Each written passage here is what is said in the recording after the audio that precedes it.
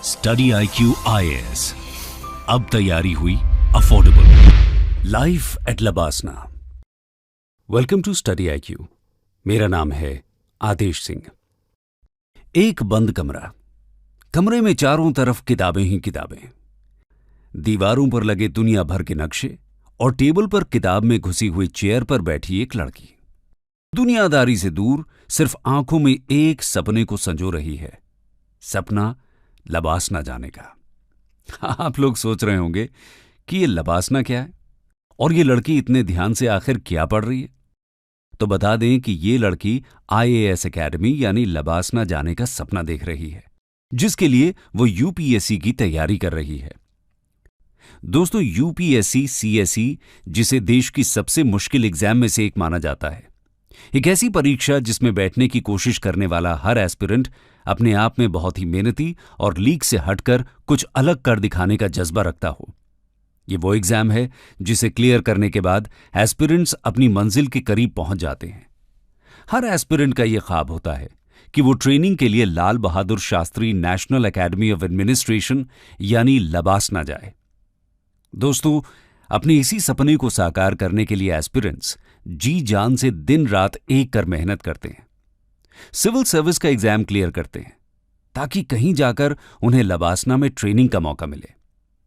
आज की इस वीडियो में हम लबासना के बारे में जानेंगे, साथ ही जानेंगे कि कैसे लबासना एक IAS ऑफिसर को तैयार करता है और वहां पर भावी IAS की ट्रेनिंग दी जाती है, उन्हें क्या क्या सुविधाएं दी जाती हैं।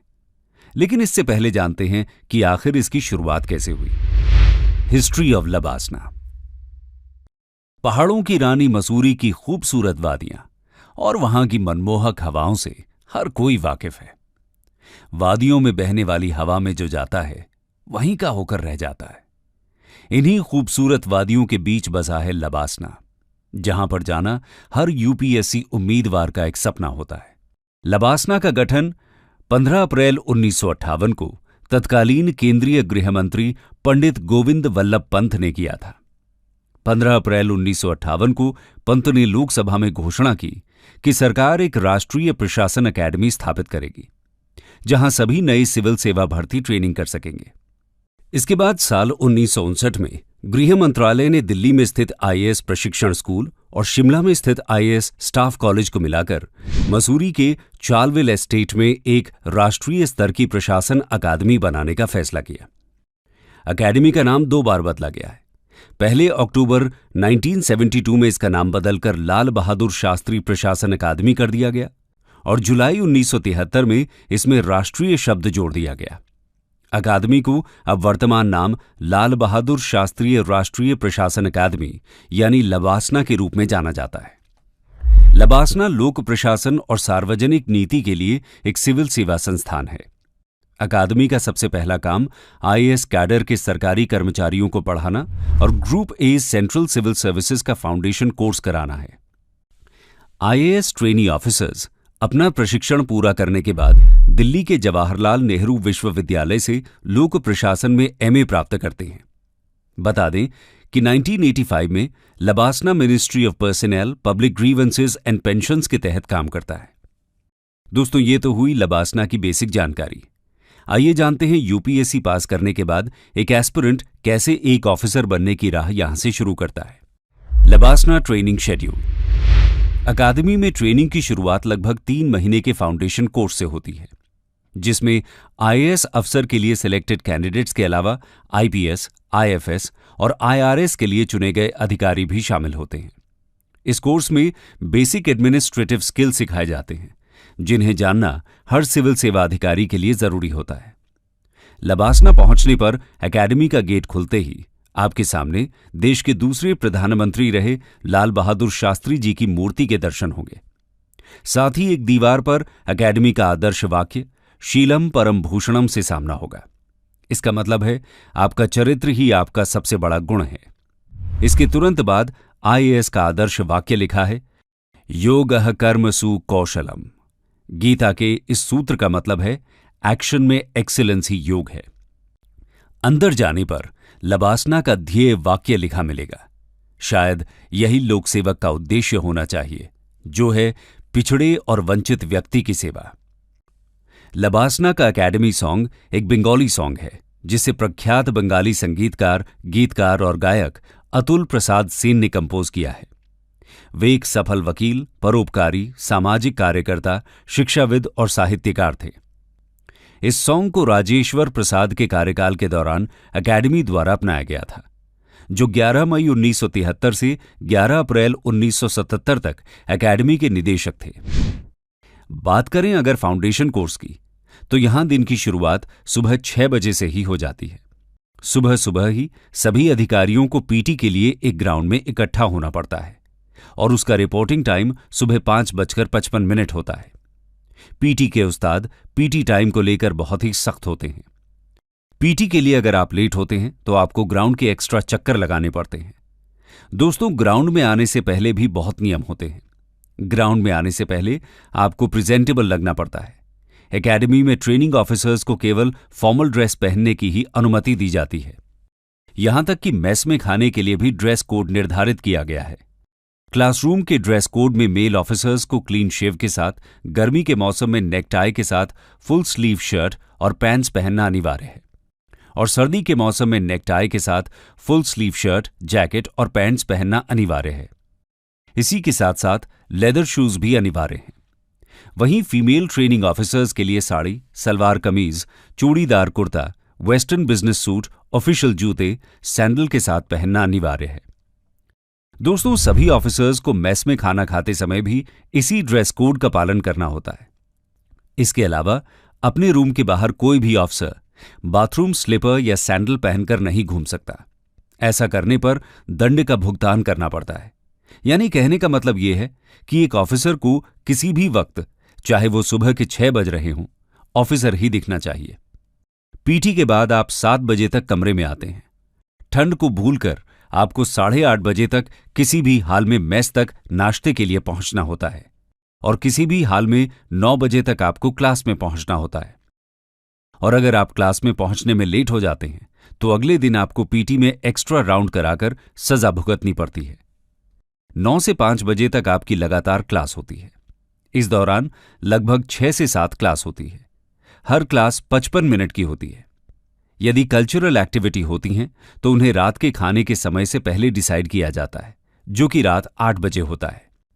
रात के खाने के बाद ट्रेनीज एक दूसरे के साथ चर्चा करने, अपने लेक्चर के रिवीजन करने और अगले दिन की तैयारी करने के लिए आजाद होते हैं। लबासना में अपनी ट्रेनिंग के दौरान भावी आईएएस अफसर भारतीय संविधान, सार्वजनिक नीति, शासन, प्रशासनिक कानून और प्रबंधन जैसे विषयों पर विभिन्न सेमिनार और कार्यशालाओं में भाग लेते हैं। वे सार्वजनिक मामलों के प्रबंधन में व्यावहारिक अनुभव हासिल करने के लिए क्षेत्र यात्राओं, समूह चर्चाओं, केस स्टडीज और सिमुलेशन में भी भाग लेते हैं।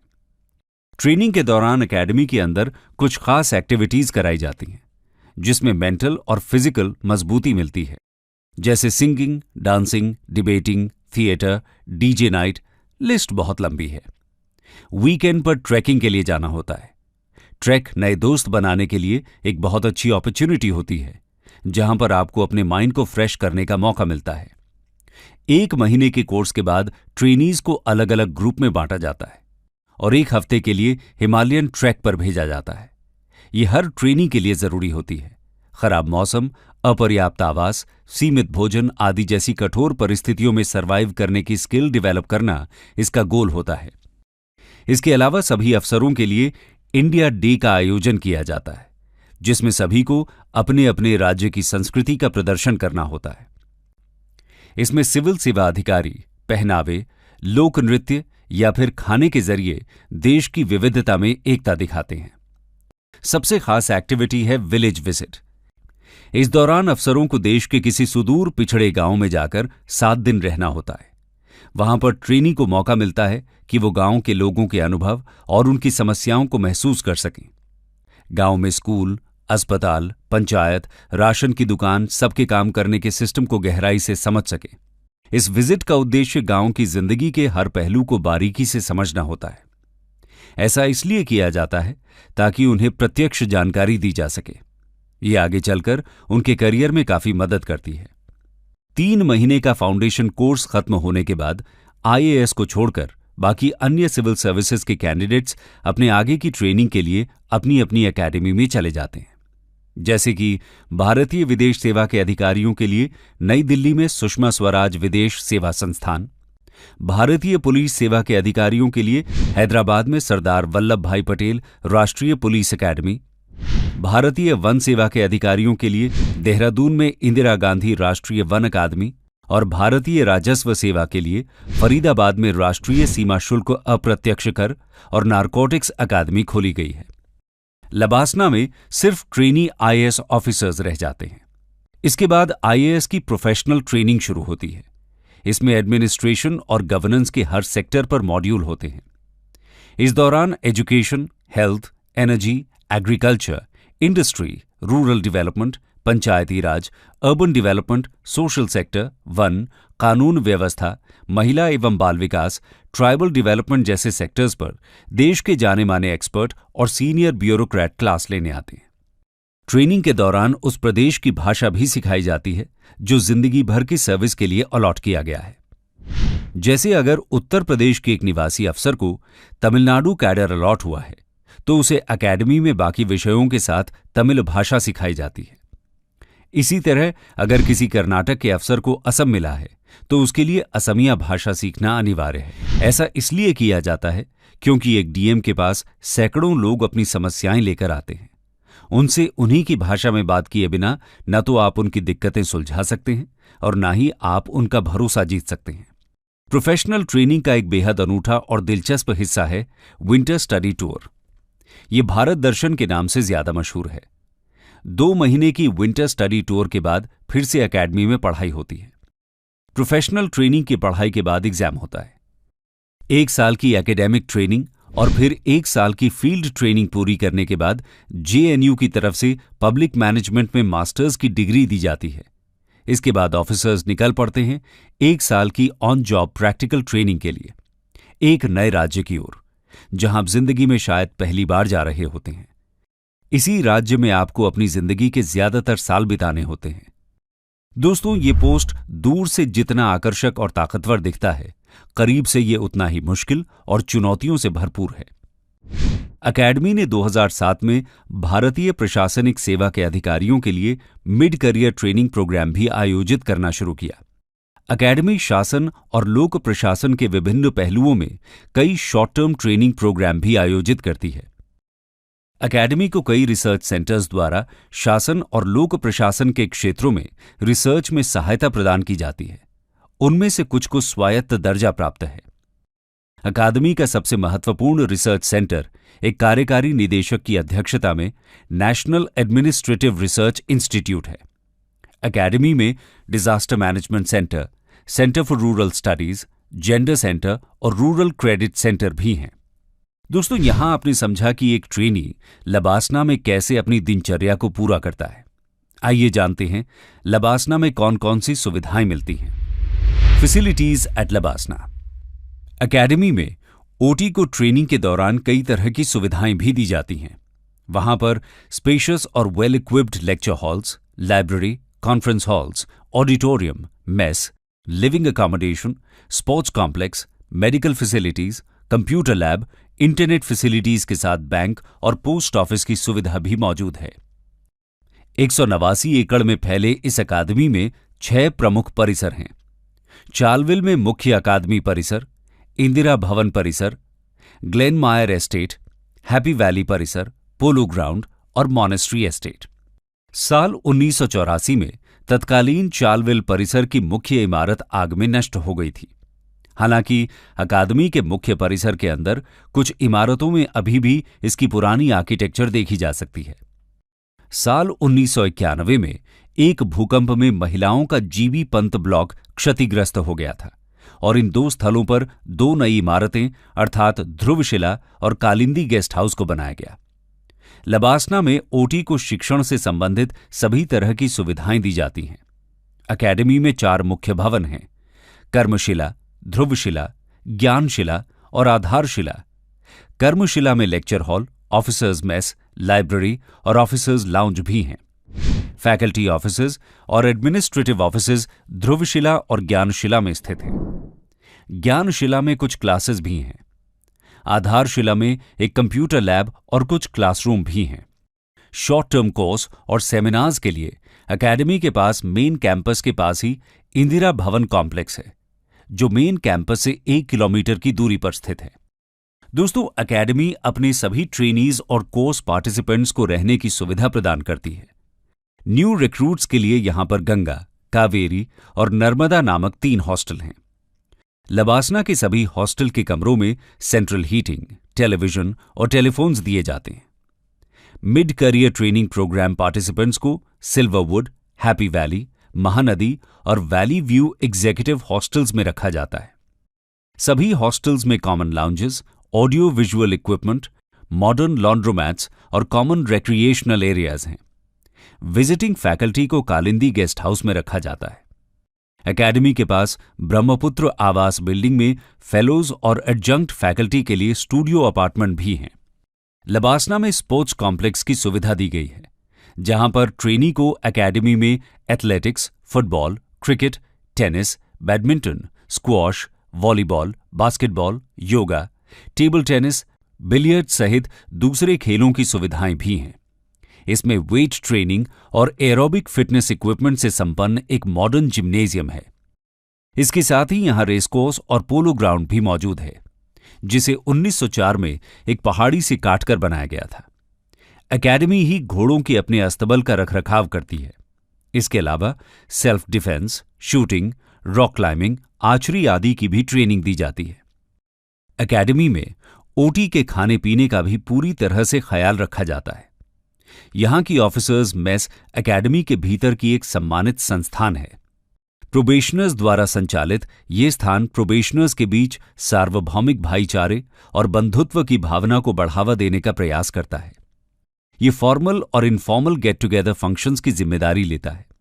इसके अलावा लबासना की सभी सुविधाओं में डिफरेंटली एबल्ड पीपल का ध्यान रखा गया है। डिफरेंटली एबल्ड कैटेगरी के ओटी द्वारा उपयोग के लिए एकेडमी की हर बिल्डिंग में एक्सेस रैंप बनाई गई हैं और साथ ही बिल्डिंग में ब्रेल कोडेड लिफ्ट लगी हुई है। एकेडमी दिन प्रतिदिन की गतिविधियों में मदद के लिए आवश्यकता के आधार पर डिफरेंटली एबल्ड ट्रेनीज को एक सहायक भी प्रदान करती है। इसके अलावा सभी डिफरेंटली एबल्ड ट्रेनीज को हैप्पी वैली हॉस्टल में लाइब्रेरी, अधिकारी मेस और क्लासेस तक आसान पहुंच के साथ रहने का आवास दिया जाता है। इन सब के इतर लबासना में ऑफिसर्स की सुविधा के लिए एक सुवेनियर शॉप मौजूद है। यहां ट्रेनिंग के दौरान होने वाली फिजिकल एक्टिविटी के लिए सभी सामान उपलब्ध हैं, जैसे कि riding helmet, track suit, academy sweater इत्यादि। इसके साथ साथ स्टेशनरी और ऑफिसर्स की जरूरत के अन्य सभी सामान भी उपलब्ध हैं। इस शॉप में मिलने वाले हर सामान पर एकेडमी का प्रसिद्ध लोगो लगा होता है। कंक्लूजन। तो दोस्तों, ये था लबासना, जो ओटी के जीवन को रोमांच और मस्ती से भर देता है। ये एकेडमी एक आईएएस प्रोबेशनर को एक पॉलिश्ड एडमिनिस्ट्रेटर के रूप में ढालता है और उन्हें एक आईएएस अधिकारी के रूप में काम करने के लिए आवश्यक कौशल से लैस करता है। लबासना प्रत्येक यूपीएससी सीएसई एस्पिरेंट के लिए एक सपना है।